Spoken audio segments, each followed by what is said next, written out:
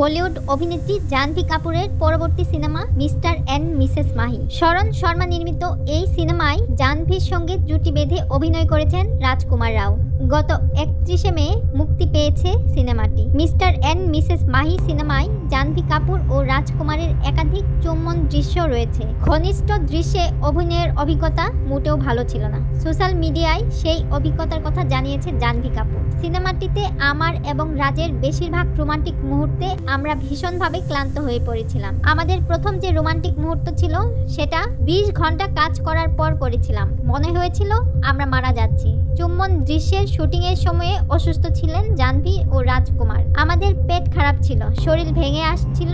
এই অবস্থায় আমরা প্রেমে পড়েছিলাম। প্রথম চুম্বন দৃশ্যের শট দিয়েছিলাম। সত্যি বলতে ওই সময়ে আমাদের অনুভূতি ছিল আমরা মারা যাচ্ছি। এই সিনেমার আদ্যপ্রান্ত জুড়ে আছে ক্রিকেট খেলা। সিনেমাটির ট্রেইলারে দেখা গেছে এটা ক্রিকেট পাগল এক দম্পতির গল্প। সিনেমাটিতে রাজকুমার ও জাহ্নবীকে ব্যাট বল হাতে ক্রিকেট খেলতে দেখা যাবে। গত সোমবার রাতে মুম্বাইয়ে মিস্টার অ্যান্ড মিসেস মাহি সিনেমার প্রিমিয়ার অনুষ্ঠিত হয়। এতে উপস্থিত হয়েছিলেন সুহা আলী খান, কুনাল খেমু, অঙ্গদ বেদী সহ অনেকেই।